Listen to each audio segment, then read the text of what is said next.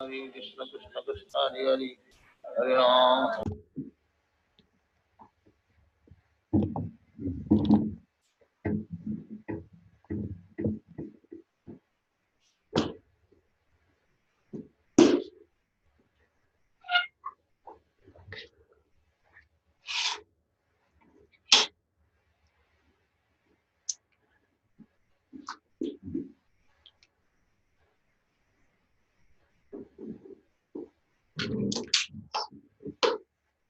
Om Namo Bhagavate Vasudevaya. Om Namo Bhagavate Vasudevaya. Om Namo Bhagavate Vasudevaya. Om Namo Bhagavate Vasudevaya. Om Namo Bhagavate Vasudevaya. Om Namo Bhagavate Vasudevaya.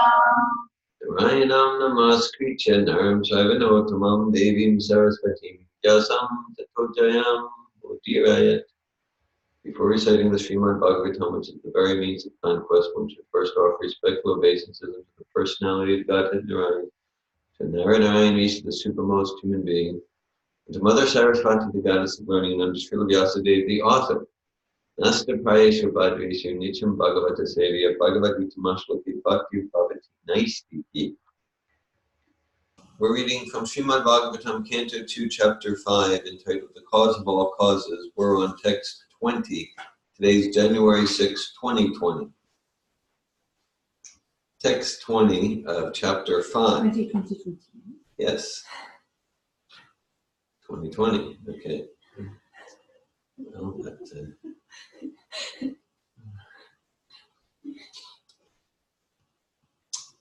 that's what that indicates, clear vision. So that's what the Bhagavatam is all about. It is the it's the light of the sun in this dark age of Kali. The Bhagavatam is all about 2020. Sa Esha Bhagavan Lingai Trivi Etai Adhokshaja Sualakshita Gati Raman Sarvesham Mama Cha Ishvara Sa Esha Bhagavalingais Tribir Eter Adhokshaja Svalakshita Gatir Brahman Sarvesham Mama Cheshvara Sa Esha Bhagavalingais Tibir Eter Adhokshaja Svalakshita Gatir Brahman Sarvesham Mama Cheshvara Sa Esha Bhagavalingais Tibir Eter Adhokshaja Svalakshita Gatir Brahman Sarvesham Mama Cheshvara Sa Bhagavalingais Sa Esha Bhagavalingais Tribir Eter Adhokshaja Svalakshita Gatir Brahman Svalakshita Gatir Brahman Sarvesham Mama Cheshvara Sarvesham Mama Cheshvara Sa Esha Bhagavalingais Sa Esha Bhagavalingais Tribir Eter Adhokshaja Svalakshita Gatir Brahman Sarvesham Mama Cheshvara Sa Esha Bhagavalingais Sa Esha Bhagavalingais Tribir Eter Adhokshaja Svalakshita Gatir Brahman Svalakshita Gatir Brahman Sarvesham Mama Cheshvara Sarvesham Mama Cheshvara Sa Esha Bhagavalingais. Shibir Eter Hokshaja. Salakshita Gatir Brahman. Sarvesham Mama Cheshvara. On internet, within Saisha Bhagavalingais. Saisha Bhagavalingais. Tribhureter ad hoc saja. Tribir Eter ad Hokshaja. Svalakshita Gatir Brahman. Salakshita Gatir Brahman. Sarvesham Mamasheshvara. Sarvesham Mama Cheshvara. Sa He Esha This Bhagavan, the personality of Godhead, Lingai, by the symptom, Tribi, by the three, Etai, by all these, Adhokshaja, the superseer transcendence, Sualakshita, veritably unseen, Gati, movement, Brahman, O Narada, Sarvesham, of everyone, Mama, mine, Cha, as also, Ishvara, the controller. Translation. O Brahman Narada, the superseer, the transcendent Lord, is beyond the perception of the material senses of the living entities because of the above-mentioned three modes of nature, but he is the controller of everyone, including me. Purport by His Divine Grace A.C. Bhaktivedanta Swami Prabhupada. In the Bhagavad Gita, chapter 7, text 24 and 25, the Lord has declared very clearly that the impersonalist who gives more importance to the transcendental rays of the Lord is Brahmagoti, and who concludes that the absolute truth is ultimately impersonal and only manifests a form at a time of necessity, is less intelligent than the personalist, however much the impersonalist may be engaged in studying the Vedanta. The fact is that such impersonalists are covered by the above-mentioned three modes of material nature. Therefore, they are unable to approach the transcendental personality of the Lord. The Lord is not approachable by everyone because he is curtained by his Yogamaya potency. But one should not wrongly conclude that the Lord was formerly unmanifested and has now manifested himself in the human form. This misconception of the formlessness of the Supreme Personality of Godhead is due to the Yogamaya curtain of the Lord and can be removed only by the Supreme Will, as soon as the conditioned soul surrenders unto him. The devotees of the Lord, who are transcendental to the above-mentioned three modes of material nature, can see the all-blissful transcendental form of the Lord with their vision of love in the attitude of pure devotional service. Hare Krishna. Om Jnanatimirandasya Gananjana Shalakaya Chakshudmilitam Yena Tasma Shri Gurave Namaha Shri Chaitanya Manobhishtam Stapitam Yena Bhutale Svayamupakadamayam Dadati Svapadantikam Vandeham Shri Guru Shri Yuta Parakamalam Shri Gurun Vaishnavamscha Shri Rupam Sagrajatam Saganaraganatam Vidam Tam Sajivam Sadvaitam Savadutam Parijana Saitan Krishna Chaitanya Devam Sri Radha Krishna Padan Sagana Lalita Sri Visakanvitam Hey Krishna Karuna Sindhu Dina Bandhu Jagatpate Gopisha Gopika Kanta Radha Kanta Namostute Tapta Kansana Gomange Radhe Vrindavaneshwari Vishamano Sute Devi Pranamami Hari Priye Vanchakalpata Yubhyascha Kripa Sindhu Devacha Patitanan Pavanebhyo Vaishnavebhyo Namo Namaha.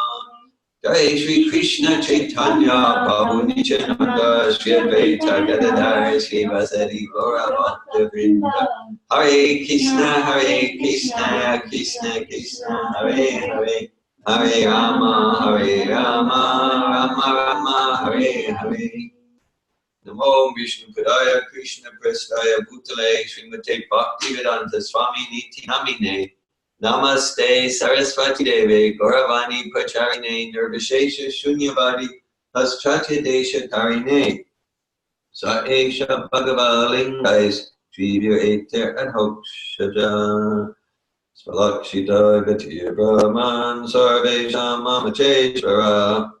O Brahman Narada, the superseer, the transcendent Lord, is beyond the perception of the material senses of the living entities because of the above-mentioned 3 modes of material nature. But he is the controller of everyone, including me. Well, reading this, I'm reminded just about 12 hours ago in this very room of the bitter debate between Naveen Krishna and myself. There was the thin veneer of civic discourse, but it was but we were both just trying to smash each other to the ground. And this is what we were talking about. That's what we were talking about. And so whether we're talking about demigods or the boss of the demigods, the idea is we don't see them. We don't see Indra on an elephant, or Brahma on a swan carrier, or Narayan and Vaikuntha. We don't see them. Right. So then we made the point. Like, okay. So the conception is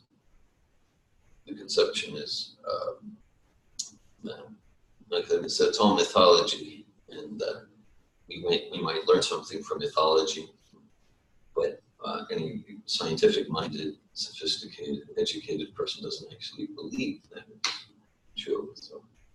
So I adamantly disagreed with that point of view. We made the point that just like so this 100-watt electric bulb. So we pay a bill every month, and we don't think it's just some non-personal force behind the manifestation of this 100 watts.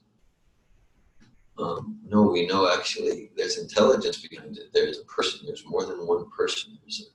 There's an engineer. There's a designer. There's a CEO of Gainesville Regional Utilities.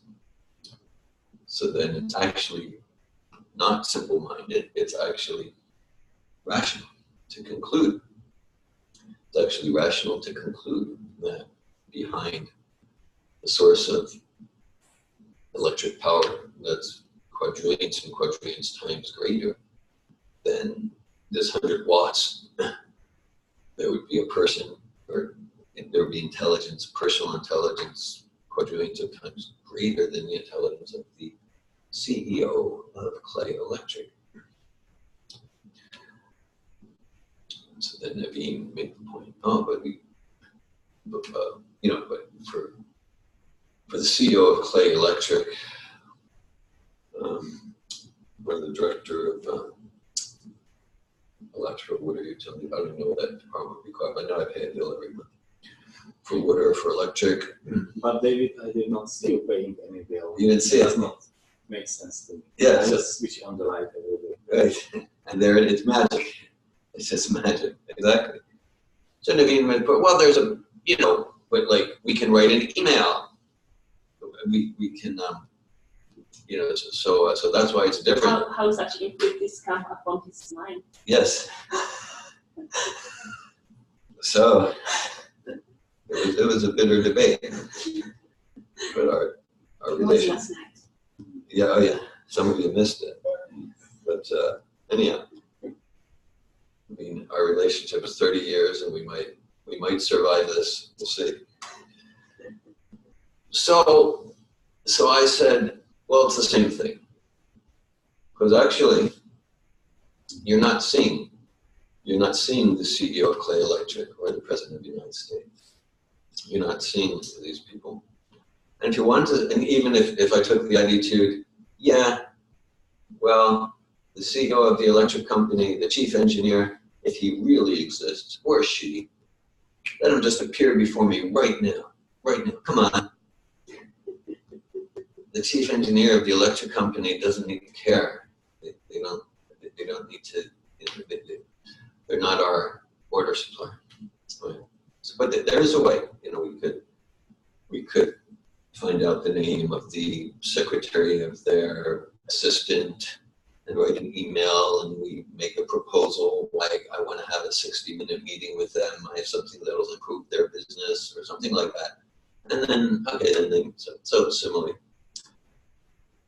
whether it's the demigods or the tens of million administrative assistants of Krishna, that's what demigods are, or Sri Krishna himself or his expansion, there's a process. There's a process. And so this verse in purport goes into detail about why we're not seeing them and what the process is. So because adhokshita means they're beyond the material senses of the material, because our senses are material. So we're covered by the three modes of nature. We have so many analogies. The diamond is covered by dust or by I think that you were giving the analogy of, when you flying above the clouds. Someone was giving an analogy that I don't know the other day. Was it purple? The purple was right there. Yeah, so it's a brilliant analogy from Prabhupada's teachings.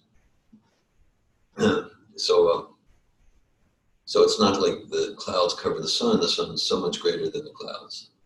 But the clouds cover our puny vision capacity. Then if we fly above the clouds, so this Tamasi Madhyo Tirgama, Krishna consciousness, this process of Bhakti Yoga, it's about taking us above the clouds, it's about the uncovering process. So Prabhupada, he's really referencing chapter 7 of Bhagavad Gita. Avyaktam vyaktim apanamanyate mam abudaya haram bhavam ajanato mamavayam anutama. Where Krishna says, Krishna's saying there's this whole class of philosophers, and their ideas. Well, sure, there might be a manifestation of the personality of God. There might be such manifestation. But ultimately, any sort of personal form of the Supreme pops out of the non-personal. It pops out of the white light. And therefore, it's a manifestation of the material mode of sattva. And the idea is like there's this undifferentiated white light, and then illusion comes from that. And so anyhow, I won't try to explain that philosophy because it's not consistent. It doesn't make sense. But Krishna is addressing that, sure, that there is the energetic oneness aspect of the Supreme. And then there's the personal aspect of the Supreme. So and Krishna says, those who think that the personal comes from the impersonal are deluded. They're in illusion.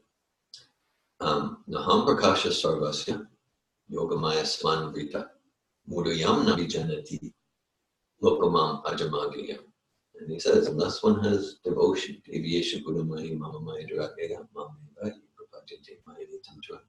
unless one has devotion, they're not going to get the supremacy of the person, this personal nature of Godhead. And so this is a theme in Bhagavad Gita that we're covered. So if we talk about, how come I'm an illusion? So we can say, it's those modes of nature. They did it to me. There's no modes of nature. They did it to, yes.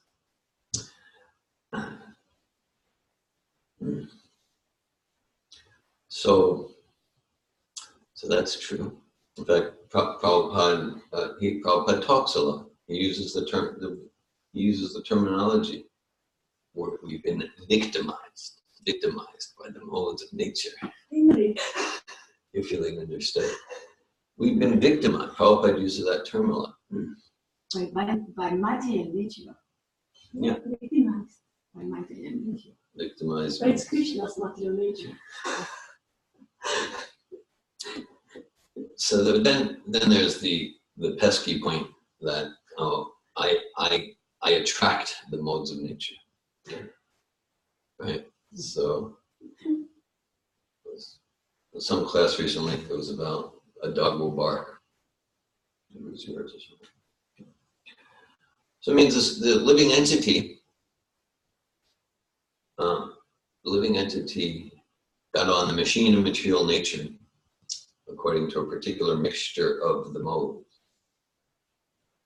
And then that moved that living entity through the subtle body to the body of the dog. Okay, so that's the principle. Ishvara sarvabhutanam videsha arjuna tishtati ramayan sarvabhutani yantrudaya maya. Yantra means machine. So we associate with particular modes, which means we're attaching ourselves to the machine of material energy in a particular place, and then we're victimized by the machine. Okay. So then we get in, and then we get into a body of a dog, and then the dog barks. Okay. And you might say that spirit soul, it's now victimized by this dog machine. It's just like it's just carried on its way. So the special gift, the special opportunity of the human form of life is we, unlike the spirit souls in the bodies of squirrels and trees and amoebas and dogs and cats, we can change our position on the modes of material nature. Okay, so we're victimized, so that can feel good.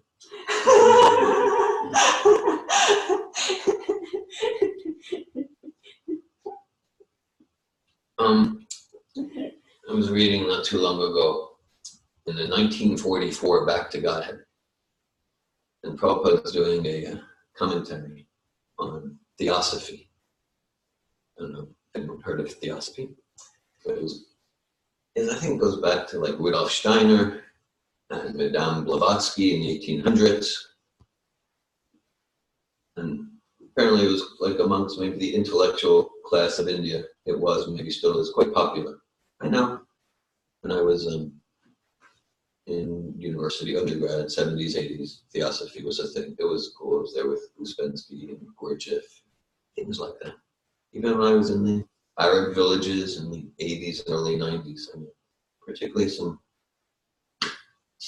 Christian gentlemen, and they were identified as theosophists. So Prabhupada was doing quite several multi-page commentary on theosophy, the Vedic viewpoint on theosophy. And at one point, so Prabhupada quotes some references from Blavatsky to theosophy. And he says, basically says the theosophist's idea is that they will not rest until there is no more exploitation of the weak by the strong. Like that. There's no exploitation of the weak by the strong. They will not stop. They will not rest.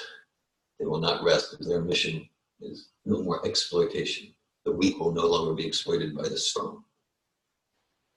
So Prabhupada was like, well, that's nice, sort of, but it's sentimental. And Prabhupada said, the Vaishnava idea is we make everyone so strong that there's no question that they'll ever be exploited.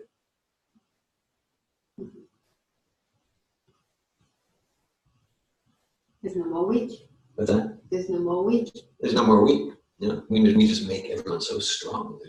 There's no question. exploited. So it's very profound. Very profound. It's not in any box. Let's make everyone strong so that the way to do that is give everyone make everyone's salary equal. Or no, this is not a superfluous socioeconomic analysis. So,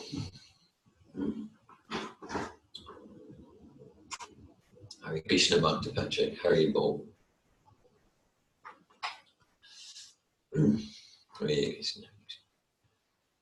So, Prabhupada is talking about because the oppressors victimize the oppressed, the strong victimize the weak.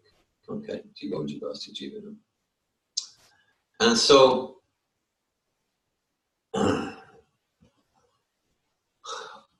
we only get victimized. We only get victimized. We're talking about being a victim. Yeah. And there's a 1944 long back to that article, Prabhupada analyzes theosophy. And he says, he quotes the founder of theosophy, Madame Blavatsky. And she says something to the effect of, we will not rest until there is no more exploitation of the weak by the strong. So Prabhupada asserted, well, the Vaishnava idea is make everyone so strong that they'll never be oppressed. And so, of course, Prabhupada is not talking about make them strong physically. Everyone has a chance to go to the gym. Yoga. Yoga. Yes. Yoga. Yes. Or exactly. Or make everyone strong so that all the races are equal and the genders are equal and there's no more exploitation of the socioeconomic classes. So, yeah. I remember this. In 2011, we did for about 2 years. We did a Safatoad radio show. We had a lot of recordings from that. But in the first radio show, I remember I started the radio show. It started as Safatoad radio. So, sometimes we did an hour show, sometimes half an hour. And I remember the very first one. I remember it. I said, okay, the idea. Talking to Marie there. How is old? Yes. and the one who made this all happen. So I said, the idea is that even though you're French and I'm American, even though you're a woman and I'm a man, we can still get along in harmony. So I said, that'll never work. That will never work. Failure, forget it. This whole idea. No, even though I'm black and you're Arab and I'm Jew, we can still get along in harmony. No, never work. Failure every time. Down on it. Mostly because she's French. Mostly the French. I'm a woman. Right. It's mainly because I'm French and a woman.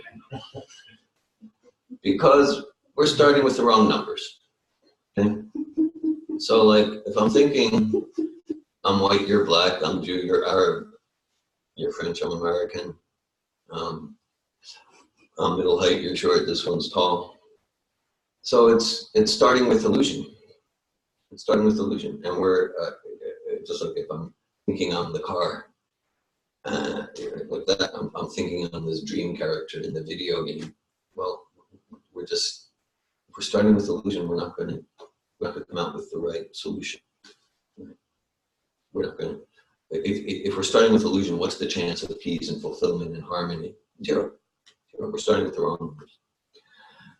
So Prabhupada said, so the idea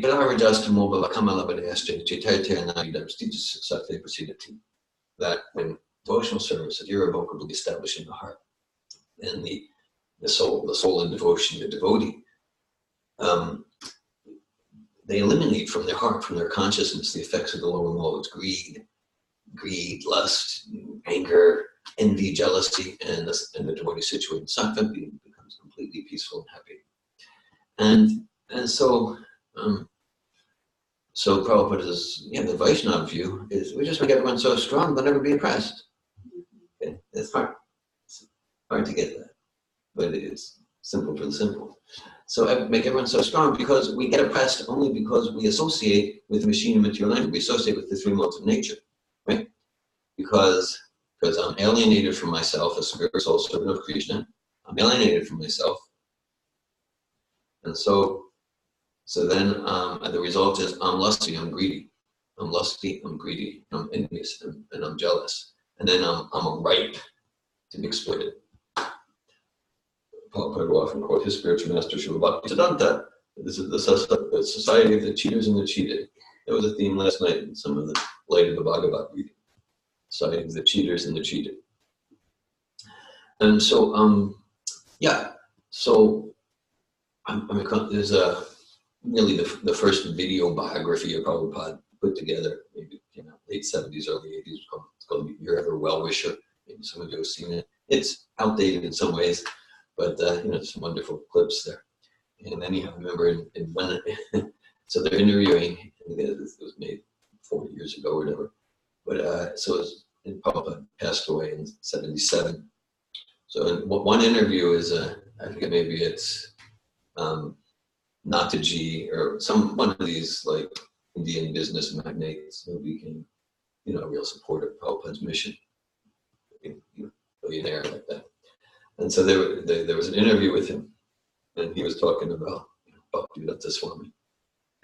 And he goes, well, I'm a businessman, so when I meet someone, I want to see where are they greedy, where are they lusty, where do they have jealousy, where do they have envy? Because wherever I can see that, then I can exploit them, I can take advantage of them. It's what I do.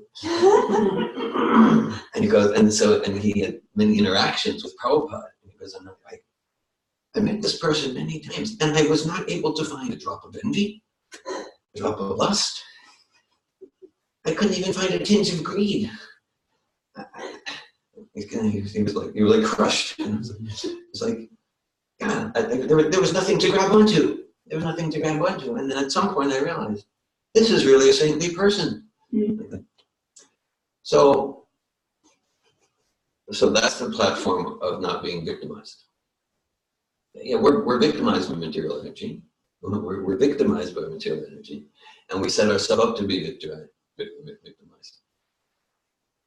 Because we refuse to identify ourselves as transcendental spirit, soul, servant of Krishna, and we identify with the modes of nature, and then we're the gunas. Guna means rope. Guna means rope, and then we're pulled by the ropes. We're greedy for more than our quota. We're lusty for material sense enjoyment. Okay, we are setting ourselves up to be, this is a surefire get rich quick scheme. Get rich quick. That's what I want. I want to work hard. I'm setting myself up to be victimized. I'm needy for people to like me, all this false ego stuff. I'm needy to be the center. Okay, I'll be people. I'm just like, I have the big sign, please exploit me, please exploit me. And so Prabhupada couldn't be victimized because there's no tinge of lust, anger, greed, envy, jealousy, like that. So it's just like Tribir Gunamaya Bhavir. Even Sarvam Jagat Moitam Nabijanati Mam Aid Pya Paramabhya. And then Krishna says, Tribir, it's the same word used here, Tribir Ater is by the three modes of material nature. The world does not know me. The world does not know me. So it's covered. We're reading before japa this morning. Reading before japa. Prabhupada says, that's the actual purpose of Bhagavatam is to have a direct experience of absolute reality. Direct. That's why like this word darshan means like to see. Darshan. And like the different schools of thought in the Vedas, in the Vedic tradition, are called different darshans. Different Vedanta darshan. Patanjali's darshan.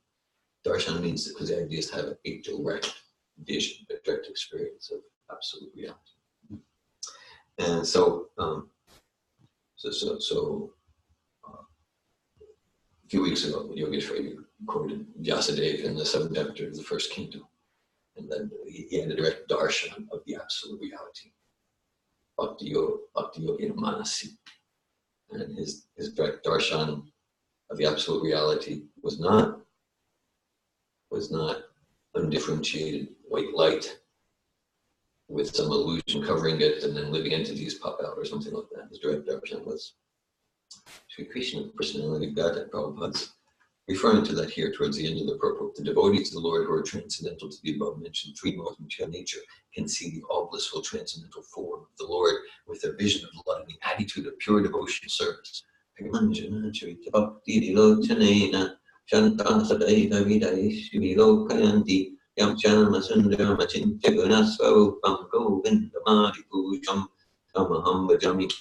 That's Lord Brahma, same speaker here. And so Lord Brahma speaking his vision of his direct experience of absolute reality. I worship Govinda, the primeval Lord, who was Shyamasundar, Krishna himself, possessing innumerable transcendental attributes, at whom the pure devotees see in the heart of hearts, with the eyes of devotion tinged with the salve of love. So we get that vision. We come we come above the clouds by developing that that loving heart, that loving devotional mood. That's the process. And so Brahma speaking to Narada, and well, I mean, we can, in this whole section, we can appreciate Brahma, because with Narada's question, this would be a great opportunity for Brahma to talk about himself. The way Narada approached it, this could be a great chance for Brahma to bask in his own glories. It would be a great opportunity for some self-aggrandizement. And he's just excited to talk about Krishna. And here he's talking about why conditioned souls don't see Krishna. And then, of course, the emphasis. So that's the meaning of absolute. Namo Chintamani Krishna's Chaitanya Rasa Vigra Punashura Nitya Mukta Vinabhannamanamina. That on the absolute platform, and this is true of us too, the spirit soul, that and Krishna, that the form is non-different from the person. And most importantly for us, the name of Krishna, the name of God, is non-different from the truth that it signifies.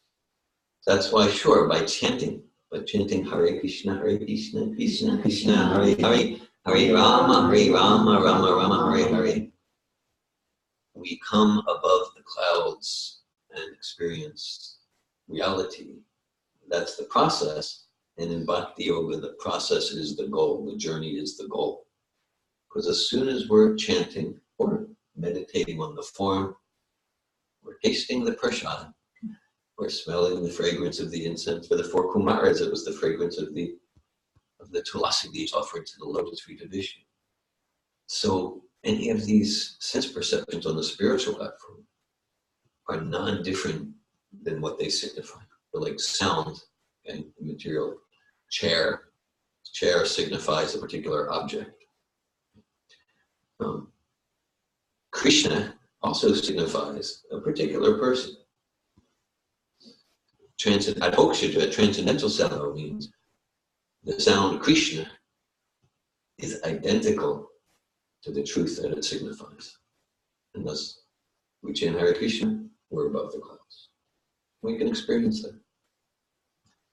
Okay, I'll read this verse again. Sa esha bhagava lingais chibir eter atokshajan salakshita gatir brahman sarvesham mama cheshvara. O Brahman, Narada, the superseer, the transcendent Lord, is beyond the perception of the material senses of the living entities because of the above-mentioned three modes of nature. But he is the controller of everyone, including me. Hare Krishna, thank you for listening. Thanks for your attention. And I welcome any comments or questions.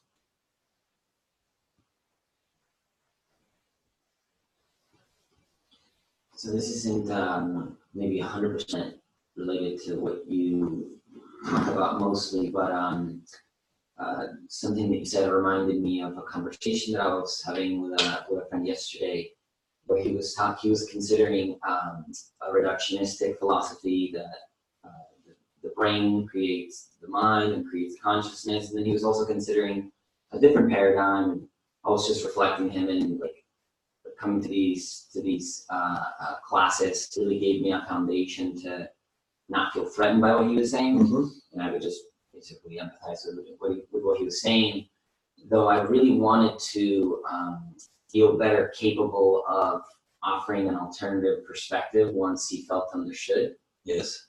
And he kind of took the route of like, well, there's more evidence. I know of more evidence for the reductionistic approach that you affect the brain, you affect someone's mind or someone's consciousness. And I'm curious to hear what you can respond. I thank you for sharing and asking, Eze. On the internet, did you hear Eze? Yes, we did. Okay, thank you. All right, yeah, well, I'm enlivened to hear you're engaging in these philosophical conversations with people in your life. Yes, okay, well, a few things. One, okay, well, we talked about a light bulb example earlier, so we would use the light bulb in a different way. So so we can see that electricity flows through the filament made of tungsten or whatever it's made of these days. Okay, that has some particular metal in there. Okay,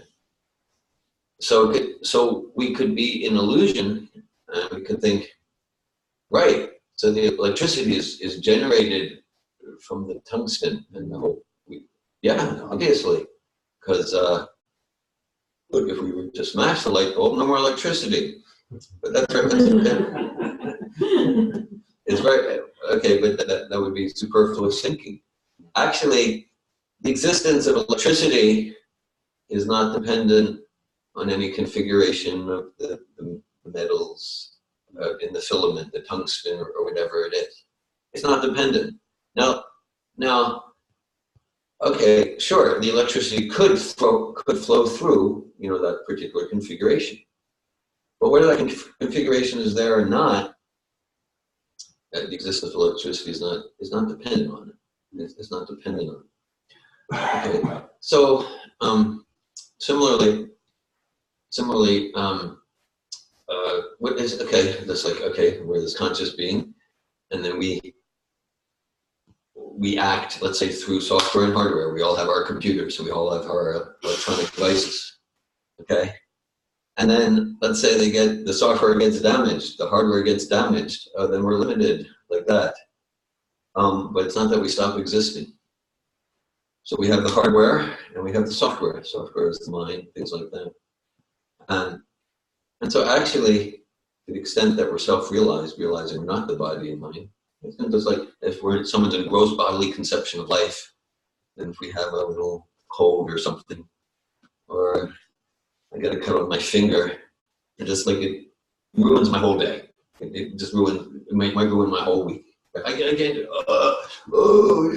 anything. Okay. But if I'm a little transcendental, if I'm a little transcendental, then it's just like, yeah, I have a cut on my finger. I'm experiencing pain, and I do have 100-degree fever. I got stuff going on. Okay. Still, I'm on contract. It doesn't need to crush me because I'm not this body. Yeah. So similarly with the mind, the emotions, the thoughts, we're not the software.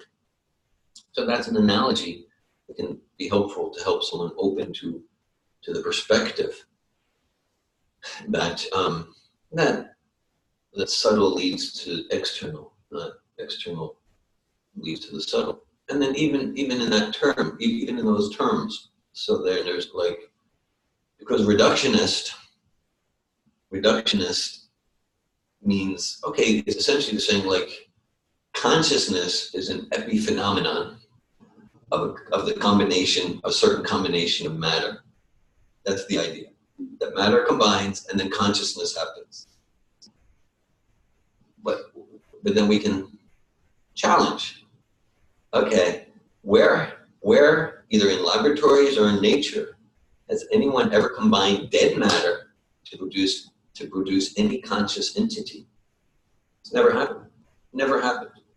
Right? The chemists aren't doing it in the laboratory. And let's not even talk about a human being, a mosquito. Let's not talk about a mosquito, an amoeba, a paramecium. No one's ever combined dead matter to create a conscious entity. So there's zero evidence that matter creates consciousness. And there's trillions and trillions of examples of life coming from life. Right? We're all living entities, and we come from parents who are living entities. The trees are living entities. They come from seeds that come from trees that are living. So life comes from life. Trillions evident. So there's so much evidence of that. Life coming from dead matter is zero. So why should I believe that it's rational and scientific to conclude that consciousness, life, comes from dead matter?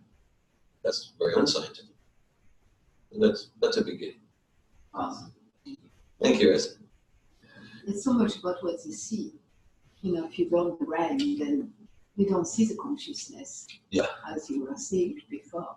So because you cannot see the consciousness anymore, it doesn't exist. That's where they're coming from. Yeah, that's so much of my experience apart from philosophy with people like this, including myself. Like the only experience from the inner world is coming from brain. Like thinking that's the only thing I'm aware of. And then when you are just listening, there might be like some like movement, like oh actually I feel like some other things too.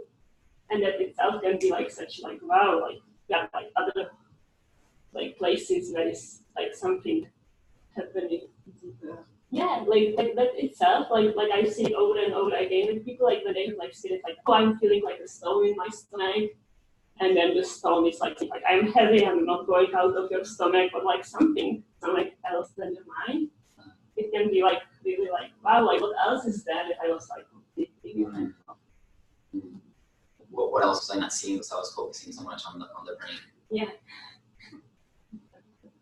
It's like the seminar, like 3-day seminar is going to be soon, and there is like so much of that, like that people are like experiencing so much deeper levels of themselves than ever before, and that's where like this like mode of inquiry starts, like to want to know, like wow, like I didn't know that my anger was a grungy.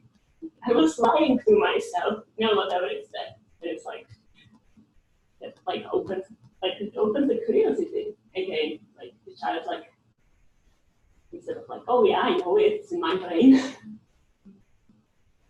So that's a fun way to do it too. My brother had an accident when he was 16, and he had a brain damage. He was in a coma for 2 weeks. The brother from your stories. No, my younger brother.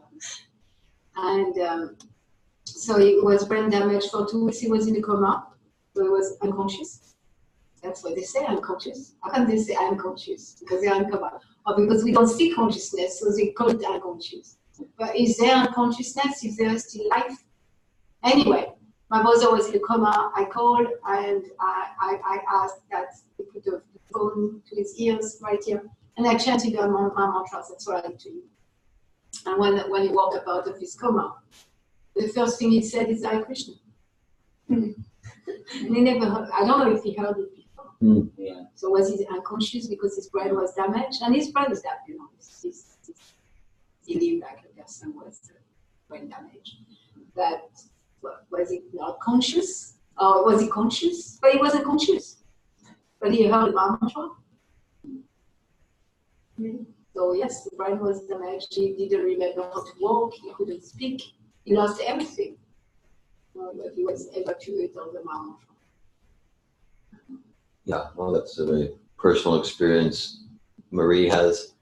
In the field of neuroscience, there's abundant evidence. There's abundant evidence that consciousness exists apart from any of the neurology or chemistry of the brain, and just abundant evidence in so many fields connected with neuroscience and neurophysiology.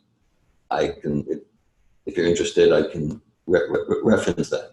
And really all you need is one of those like really solid pieces of evidence to go, well, there is no reductionistic, deterministic, mechanistic explanation for this. But there's not just one, there's hundreds.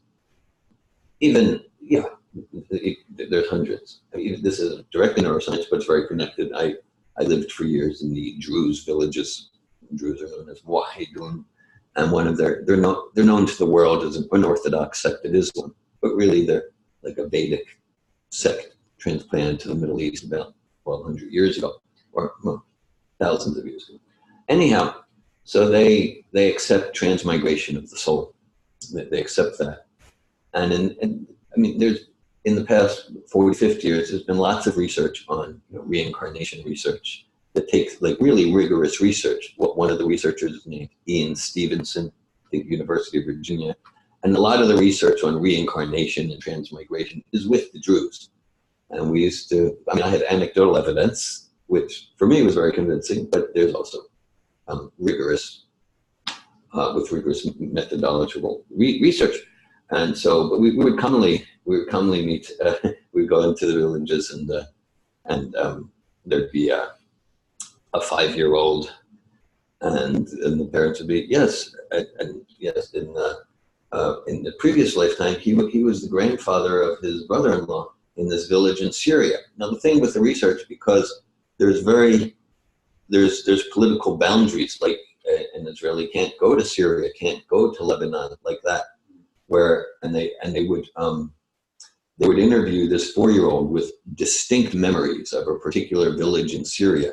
He's never been there. His parents have never been there. His grandparents have never been there. Politically, you can't go there. And then they would go to the village in Syria, and it's just like the exact number of houses on the street, the what tree was where, things like that. Yeah, even in random number generators. This is at Princeton University, so this wasn't just like a new age fluffy thing. Princeton University peers, so they would take ordinary people who were not said to have special powers, and they would just like ask the person to meditate, and there would be like random thing where the numbers go 0, 1, 0, 1, and there'll be a random number generator. Meditate that more 2s will come up in this next set of 1,000, and then it wouldn't be like very obviously accentuated, like 98% 2s come up, but the number of 2s that would come up would be statistically significant, like at the 0.01 confidence level. Things that there's no linear explanation for. There's no, like, in other words, like there must be something that's non-physical going on here. I have many books in my library that just describe this evidence. So even your friend, says, oh, the evidence is this and that. So even from that point of view, it's like, no, for every piece of evidence he has, you can provide 10. Yeah, it's like one more point that's kind of, I think, also might resonate with someone. It's like, okay, I believe in this matter creating everything, or nothing creating everything, or brain creating everything. Like, okay, that's a philosophy, and how do I live? Like, what's the purpose then to live? Because, okay, if it's a philosophy I believe in, but I should live according to the philosophy. So if I'm a bunch of matter, why should I follow any rules? Why should I be nice to people? Why should I pay my taxes? Well, I can just go stand in the middle of the road and get victimized by being hit by a car. There is nothing wrong with that. There is no, like a bunch of things together. It'll just rearrange some chemicals. Yes, and of course, like people will say that, oh no, this is wrong. Of course, this is wrong. You should be nice to people and stuff. So there are some principles, some purpose, and like the science cannot respond to that purpose, even though they describe some portion of the process properly. It's not a livable philosophy. Yes. Yeah, it does not give any guidance. Yeah, what's the basis for morality? There is none. Yeah. And like also like another part that Mother Madani mentioned in that clash between Nabi and Biragovinda yesterday, it's like with the with the arrangement of the planets, let's say, we don't see the person now, but there was some creator like before, and the science like studies a limited chunk of the time segment, let's say. So like what happened before, and at some point you kind of get to the point where they cannot say, or they say it's nothing, or it's everything, or something. Sometimes they're known to say, give us one free miracle and we can explain everything. Yes. Okay, good. Yeah. Just give us one free miracle. But you don't believe in miracles. Ooh. Yeah. Yeah, so we're coming in just in the middle of the movie here. Yes, that's what it is. The example you quoted about the kids in those villages, of course there is tons of stuff like that. But like it really shows that the mind, because all those memories of the place, the people, all that is stored in the mind. Yeah. And it shows so much that the mind has nothing to do with physical. Yeah. Because when someone dies, the physical is buried. Yeah. So it's not even there. And so that really shows that the mind, intelligence, and the false ego has nothing to do with matter. Yeah. The mind can act through the physical, but its existence isn't dependent on the physical. Just what Prabhupada often uses the example, okay, even like, okay, so someone dies, the body's lying on the bed, and we go, my father died, he's gone, my brother has died, he's gone. So you go, well, no, he's right here. No, he's dead, he's gone. Wait, but then look, the same chemicals are here that were there 15 minutes ago, and 15 minutes ago you were not saying, my father's gone, my brother's gone. Even if he wasn't saying anything. Right. So the same chemicals are there, right? So if consciousness is just an epiphenomenon of chemical combination, well, what happened? Or if there's a chemical missing, just bring that chemical, and then your dad's back, and your brother's back. Oh, you can't do that. No, because the spirit soul's gone. That's what life is. The phenomena of the Jews, I'm thinking that, from what I heard from you, is that the reincarnation is so much part of their philosophy, that they have a lot of emphasis on that in their philosophy and their way of life, that we can imagine that at the time of death, it's very, very strong, and their desire also to be born in that race. Culture. So the combination of the two probably create that. That they have a higher percentage of remembering previous lives than other parts of the human population. Because they train all their life by having that as a center of their philosophy. And then, and their desire, of course. Yeah, I give that hypothesis in my book, Christians Realm the Druze. And we're not saying that amongst the Druze or wherever there's remembrance of previous lives, that a lot, sure, I'm sure a lot of it is fluff and made up for people to get attention. That's probably true. And at the same time, there's clear evidence that there's at least several dozens, if not hundreds, cases where there is no explanation. There's no linear reductionist explanation. And the most, so the most plausible explanation is there's something going on here that's non-physical. There is research also everywhere in the world, because there is kids like that. There is, I watched some videos, and there's a doctor who's gathering all worldwide information about kids like that. Yeah. And kids that really have a problem, they manifest. It's manifesting as problems, because they say to people, "You're not my mom, you're not my dad, you're not me, I'm my home, look donkey." And then people are finding out that there is also a kid like that, and I'm connecting with a doctor. Yeah. And that doctor really listening, and then finding the place and bringing the kid to that place, and then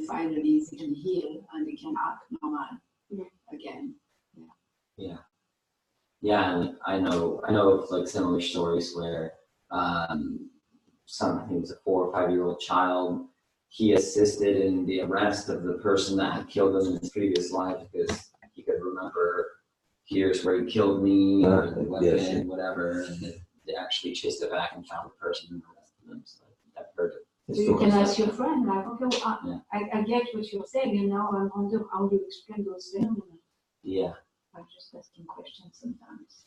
yeah, A nice way to open people up by asking questions. yeah. I really like the You like Bob? exactly.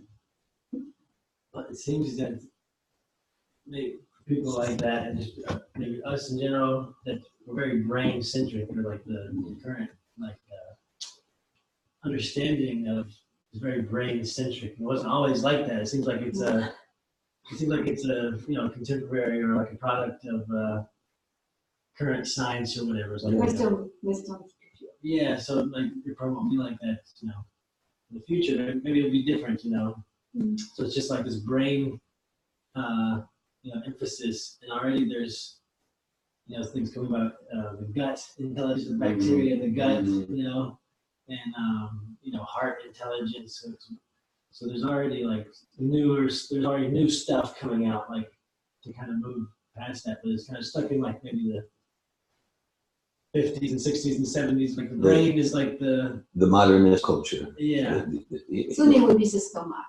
It'll be something else. We'll move from the brain to the stomach. At the same time, it is like Next to your head, yeah. More downwards after that. That's what I was thinking. Probably. at the same time, it is,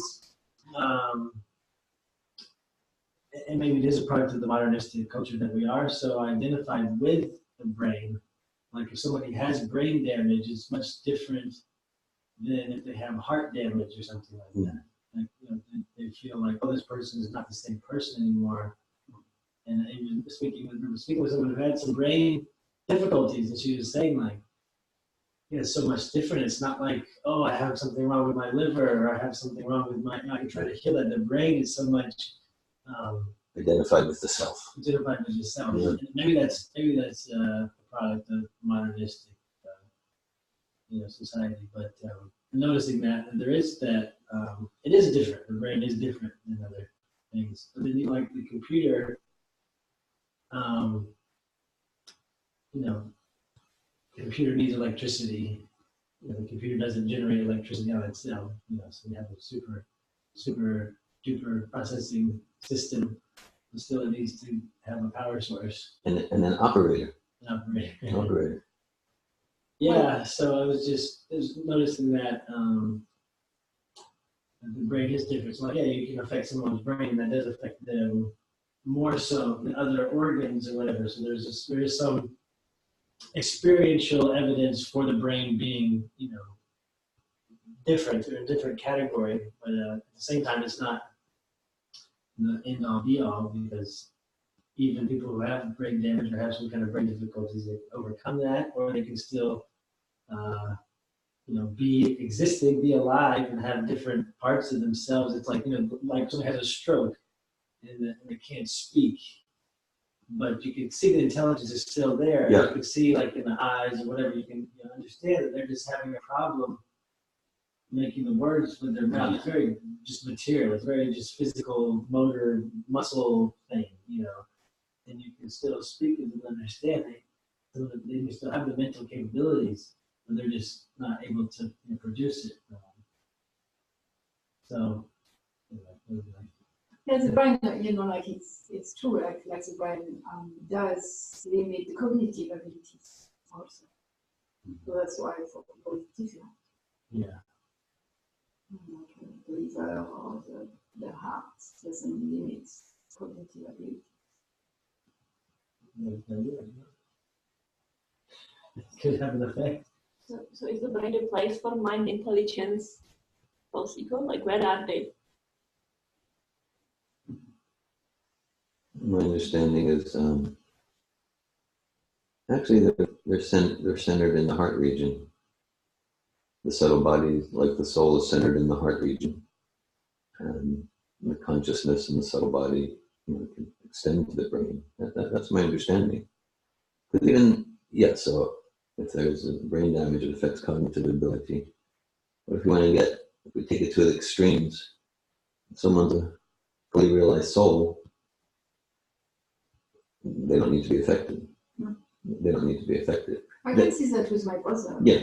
You know, he has problem having normal conversation, but when I really take the time to sit with him and be with him, he can speak about self-realization. Yeah. He doesn't go there, he doesn't observe himself there, unfortunately.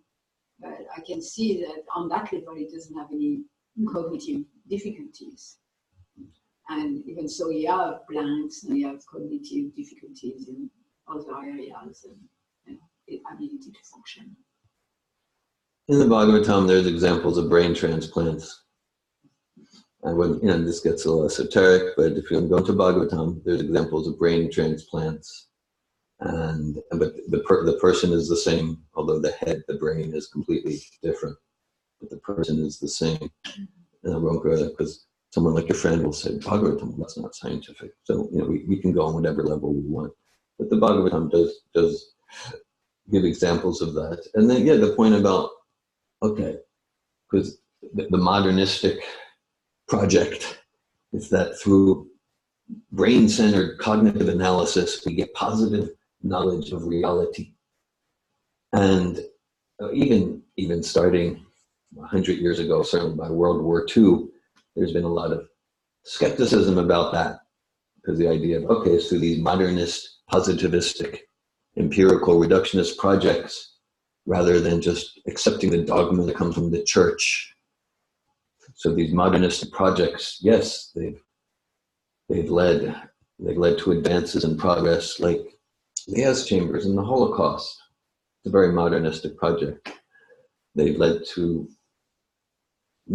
nuclear bombs that could destroy millions.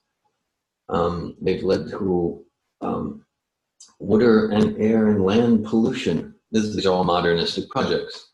So like some thinkers, especially the past 100 years, are looking, this isn't really working so well. It's not really working so well. But then that's led to postmodern thought.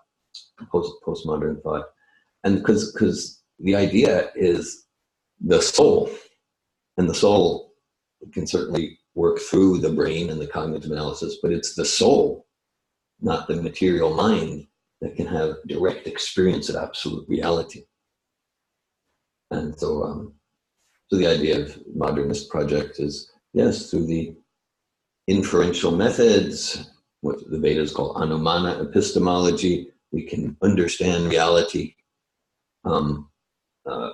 But like less and less do people believe that, actually, because there's so many, the Vedas point out flaws in that, and just modern epistemologists point out so many flaws in that. So that this isn't, but you can look in practically any scientific field, and look in the journals, modern science. Certainly economics, that would be true, but even something like physics or medicine, for sure. And you find in the journals, you'll read an article. 40 years ago, we used to believe in blah, blah, blah, blah, blah, blah, blah. But now we know, blah, blah, blah, blah, blah, blah, blah. But look in the journals from 1980. 40 years ago, we used to believe, blah, blah, blah, blah, blah. But now we know, so 2020, that means in 2060, they'll be saying what we know now is blah, blah, blah, blah, blah. It's getting faster, so it's even more ridiculous. Like, even just the time when I was studying, it's changed like 3 times, like things changed. Yeah. So. and we can think, well, maybe in soft sciences like psychology, stuff like that. I used to have some quotes memorized, but it was a former editor of the American Medical Association, their top journal. It's out of Boston, Harvard Medical Journal, Lancet. The editors of the top journals say, and she wrote like, it doesn't feel good to say this, but 50% of the research that gets published, we just can't believe it. And she went on, there's just innocent mistakes. And then she went on and goes, and look, it's not just innocent mistakes. There's just direct bluffing and cheating because people want funding and like that. And this is the stuff that gets published in the top journals. I know, I was the editor. And this was from 100 years ago. And this was from 2012. So how about transplantation of the heart? Because they are doing it now. Yeah. So that's interesting. So whose soul is? Yeah, that's exactly the question that I wanted to ask now. It's like the soul changes, but it's like under the conception of the person. That like the soul changes, but the role does not change. Or how does it work? I was thinking, I was kind of completing what I was saying earlier in my mind, and my mind here, because I remember hearing from you. I asked you probably a few years ago now. 6 years ago. Yeah. And I had like the phone conversation asking you about the heart and the mind, and you gave that like, well, actually, the mind and the intelligence is centered in the heart, and so we can think about the heart as the organ. It's around the area where the heart organ is, but also the heart can mean just the center, or the center, the heart of the matter, the essence of the being. So it's like it's around the heart, and the heart organ may have some connection or not, but it's it's not dependent on the heart organ. The heart organ is, and I think that we can come to see the brain as the same as that, like the brain organ, the heart organ, and the liver organ, and that they affect different parts of the processing system, the computer, if it's a biochemical system or whatever. And the brain and the heart and those different organs can affect that system in different ways, but it's not that the brain affects it in a more core way, and so just that shift of seeing the mind, intelligence, and ego, and in the heart region of the body. So it's not that it's the inside our actual organ. So if we take the organ out, then we're removing the mind or the soul. Right? No, it's not that, because the mind and soul are in different dimensions than the physical organ. But That's right. I have two thoughts. Okay. So one is like Srila Prabhupada in Bhagavad Gita says that like the heart, like even the modern scientist admits that the heart is generating its like own like power, and it's the center of generation. That's what I learned. So that would make sense that your soul is like really inside. And then there are stories like similar to this like transmigration, like people who went through like this heart surgery, and then they start to describe like memories they never like had. Yeah. And it's like the memories of the other person. Yeah. So I mean, it's same with like if they do the eyes, and there is the layer of the nerve cells in the eye that can like provide a vision. So it's the same thing, like they get like glimpses of vision of the other person. But maybe there's memory in the cells, I don't know. But with the heart, like there is evidence of like kind of combined. Yeah. To me, that seems to indicate that it's like what you're saying, the soul, the intelligence, and the mind can expand throughout the body. It's not that it's just only in the heart, but there's an intelligence in the eye nerve cells, there's intelligence in the brain, there's intelligence in the legs, or whatever. It spreads, it expands throughout the body. The memory, the intelligence, it's not dependent on anything, but it can expand, it can infuse into all the different. That's how I understand it. Yeah, I mean, I'd be interested to read that research. I mean, I wouldn't be surprised if it's valid. I mean, it's a transplanted heart, and they start having some of the memories of the person. I mean, I'd be interested to see that research.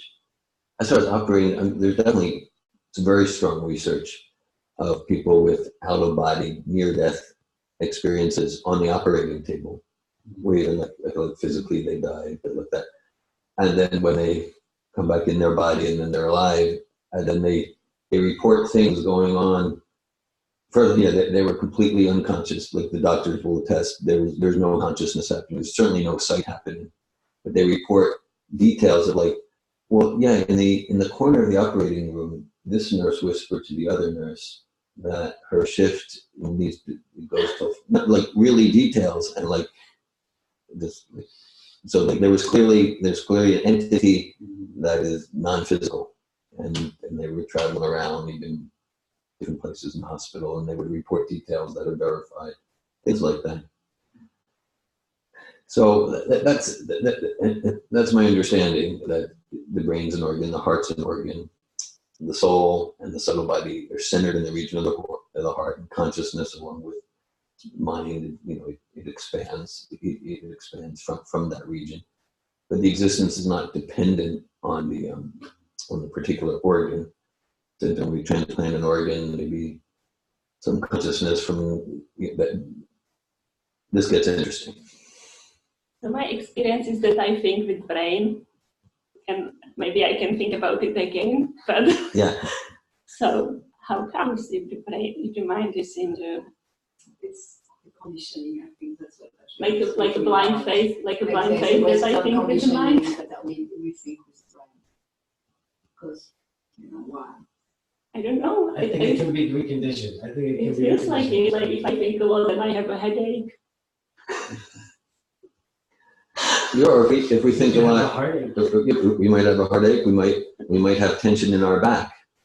Yeah, usually it's why. Yeah. So let's a function of intelligence is doubt. I have doubts. That's a sign of intelligence, and this whole process discourages blind acceptance, Arjuna's doubts, like that. Yeah, I doubt in the mind. But actually, Prabhupada says really doubt is situated in the heart. Yeah. It's really situated, because I can think I've got so many doubts. It's my mind. It's the brain. It's my thoughts. It's conditioning.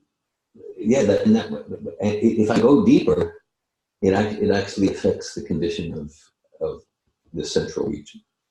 When it affects my capacity to be inspired, for enthusiasm, and I feel so. And Prabhupada makes that point that actually we think doubt is about the brain and the thoughts, but it's centered in the heart. We can go into the chakras too. The different chakras, and the different emotions or different struggles with each chakra. The heart chakra, there's a certain struggle about overpowering or being passive. So there's different things like that in different chakras. And then like Chinese medicine, or Ayurvedic medicine too, there's different emotions with the different organs in the different bodies and all the different channels. And so there's so much that the body can be broken into, and at the same time that's still material, I don't know about the chakra. Yeah, well, the transcendental pure spirit, the transcendental pure spiritual consciousness, it can and does act through the different bodily organs, including the liver, the kidney, the brain, like that.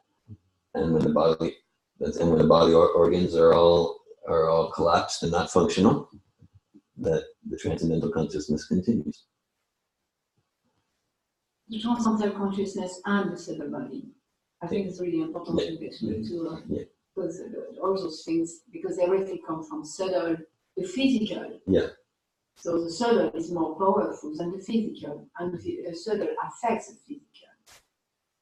So and the subtle, like you said, like all those emotions, they are on the subtle level, and they affect the physical in different ways, the liver or like the kidneys or all those things like that.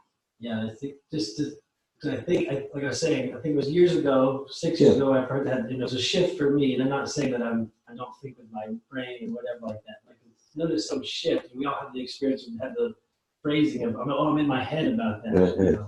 Oh, now I'm in my head.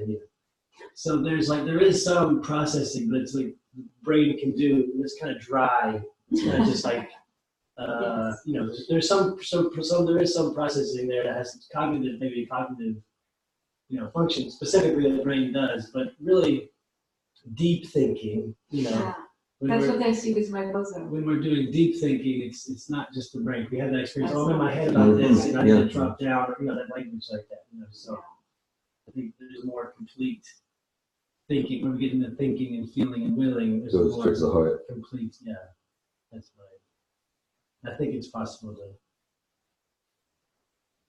recondition or retrain.